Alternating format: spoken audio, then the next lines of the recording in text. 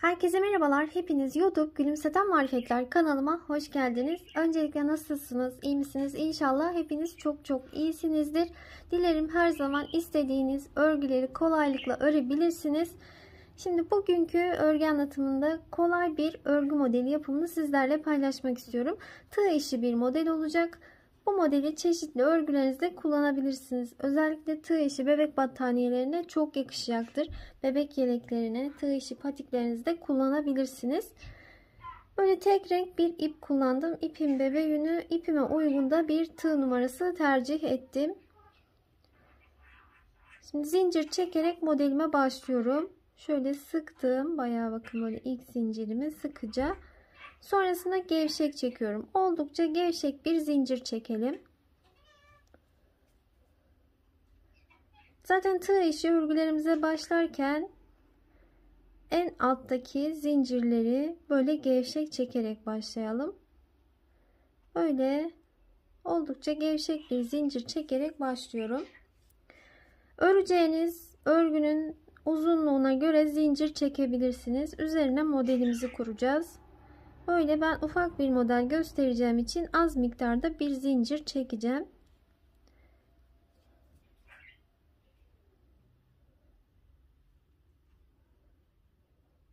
Bana bu kadar uzunluk yeterli.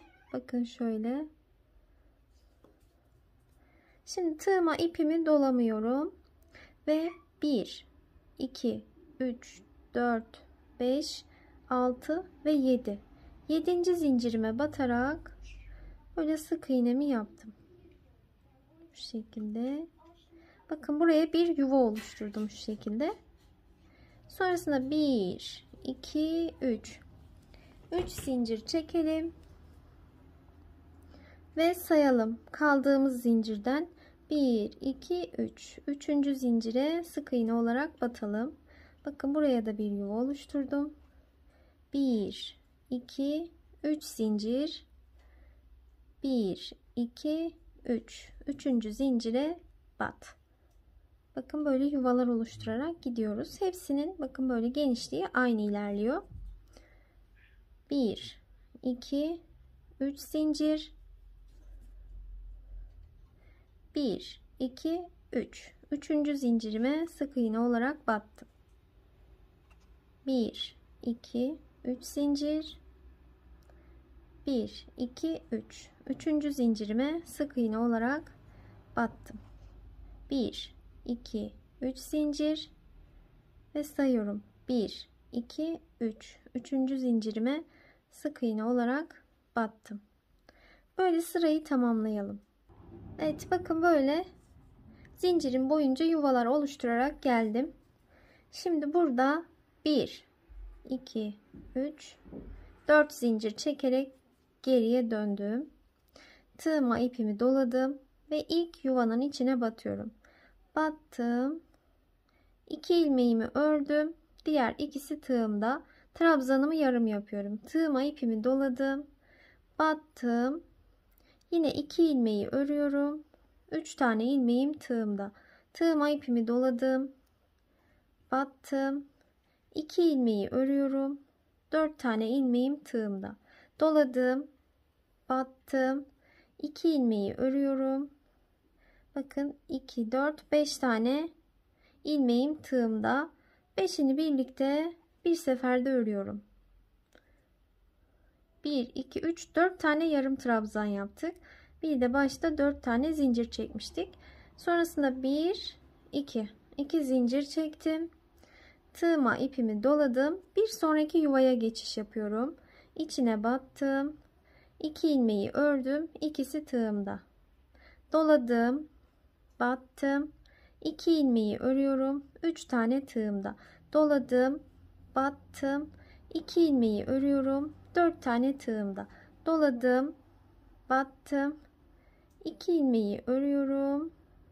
Bakın 2, 4, 5 tane tığımda ve 1, 2, 3, 4 tane yarım trabzan yaptım. İlmeklerin tamamını ördüm. Kapattım. Ve bir de zincir çektim. Tığıma ipimi doladım. Bakın bir sonraki yuvaya geçtim.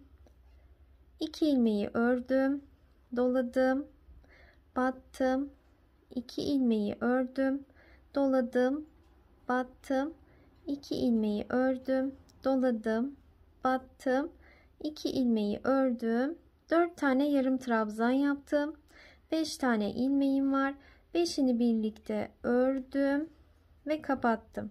1 2 zincir çekiyorum bu şekilde.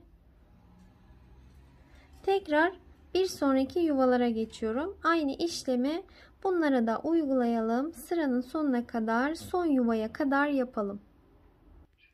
Evet, en son yuvanın içine de aynı şekilde yaptım. Bakın 4 tane yarım trabzanımı yaptıktan sonra hepsini bir topladım. Bir zincir çektim ve aynı yere tekrar batarak bir tane ikili trabzan yaptım. En sonu biterken bu şekilde yapıyoruz. Sonrasında 1 2 3 4 zincir çekerek geriye dönüyorum.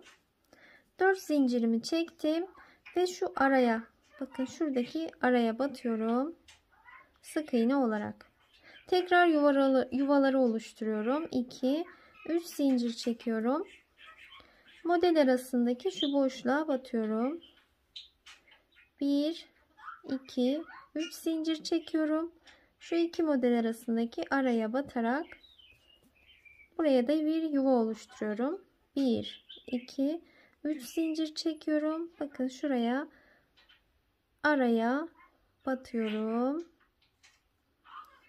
Böyle yine bir sonraki model için yuvalar oluşturarak ilerleyelim. En sona geldim. En başta 4 tane zincir çekmiştim. En sonda da 4 zincir çekiyorum. 1 2 3 4. Başta ve sonda 4'er zincir çekelim. Bakın şurada arada bir trabzan yapmıştık. Oraya araya batıyorum. Bu şekilde battım. Ve 1 2 3 4 zincir çekerek örgümü çevirdim. Bakın burası örgünün ön yüzü. Şimdi tekrar modeli yapmaya başlıyorum. Model 2 sıranın tekrar şeklinde ilerliyor. Tığıma ipimi doladım. Yuvanın içine battım. 2 ilmeği ördüm. Tığıma ipimi doladım. Yuvanın içine battım. 2 ilmeği ördüm. 3 tane tığımda. Yuvanın içine battım. 2 ilmeği ördüm. 4 tane tığımda. Yuvanın içine batıyorum. 2 ilmeği örüyorum. Bakın böyle 5 tane ilmeğim tığımda. 5'ini birlikte ördüm. Modeli kapattım. Kapattıktan sonra bir zincir çekiyorum. Bunu 2 zincir de yapabilirsiniz. Elinizin sıkılığına göre. Şimdi tekrar tığıma ipimi doladım. Bir sonraki yuvaya geçtim. 2 ilmeği ördüm. İkisi tığımda. Aynı yere tekrar battım. 2 ilmeği ördüm. 3 tane tığımda.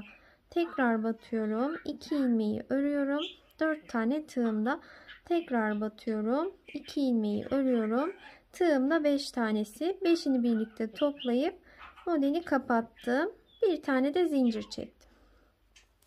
Böyle yine kutucukların, şu yuvaların içlerini doldurarak ilerleyeceğiz. Bir sonraki sırada şu zincirli kısımları oluşturacağız. 2 sırayı tekrar ederek ilerleyeceğiz. Gerçekten çok kolay. Kolaylıkla örebileceğiniz bir model. Evet, şimdi sizlere daha büyük bir parçada göstereceğim. Bunu da böyle mavi rengimle örmüştüm. Gerçekten çok güzel. Arkası da önü de kullanışlı bir model oldu. Umarım sizler için de faydalı olur. Bir sonraki videolarımda görüşmek üzere. Hoşça kalın.